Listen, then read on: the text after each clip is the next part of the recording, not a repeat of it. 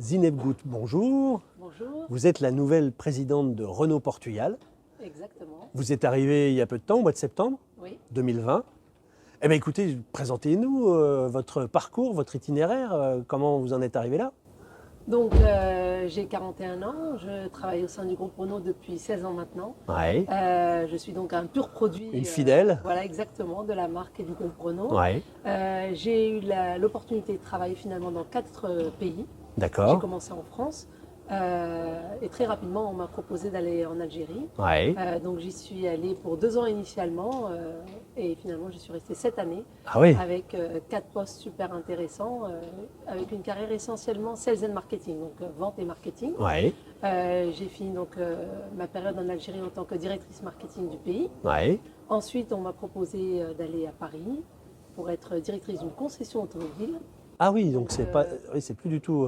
Plus du tout la même Il y chose. a toujours cette passerelle très facile entre le terrain-terrain et le, on va dire un petit peu le centre de décision chez Renault. Hein. Exactement.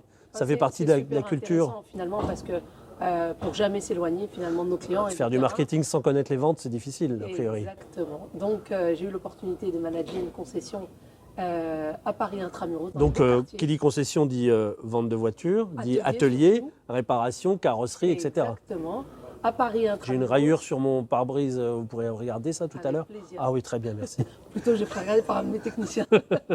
Donc, j'étais à Paris Intramuros dans les beaux quartiers de Paris, Ouais. boulevard de Courcelles. Ah oui, effectivement, avec, dans le plusieurs 17e. sites, notamment l'atelier Renault sur les Champs-Élysées que vous devez connaître. Oui, bien sûr. Donc, j'avais en charge la partie. On a une boutique où on vendait des goodies, du merchandising Renault.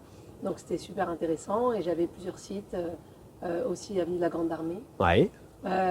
Et donc voilà, j'ai managé une concession au quotidien avec notamment les équipes, comme vous l'avez dit, des ateliers. C'était super intéressant.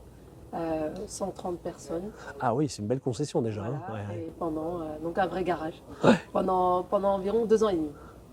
Ensuite, je suis partie à Madrid Ouais, pour être directrice marketing Iberia, donc c'est l'Espagne plus le Portugal. d'accord. Donc là, un environnement complètement différent, où finalement j'ai découvert toutes les contraintes et les normes sur le CO2, les normes WLTP, c'est un peu compliqué comme mot. Donc toutes mais les c'est- normes européennes, Exactement, environnementales, etc. environnementales qui finalement complexifient finalement pas mal notre travail au quotidien.